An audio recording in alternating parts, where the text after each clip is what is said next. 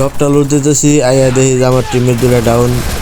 রাগের ঠেলায় একটা ঘুষি মেরে ডাউন করে দিছি।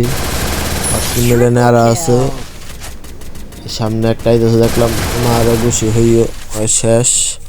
আর একটা টিমমেট আস্তে আস্তে আইতেছে, আর হেডশটের সাথে বডি শট মেরে মেরে দিছি। আবার 3টা প্লেয়ার ডাউন করে ক্লিয়ার করে দিলাম। আমার টিমের দুইটা নাই, আবার রিভাইভ দিতে যেতে হইব। রিভাইভ দিতে আইসি, দেখি যে আমার এনে ডিস্টার্ব করতেছে, আরে ডাউন করে দিছি। পিছনে তার একটা জানি মারতেছে কোন হালায়, এটা টিমমেট হইব।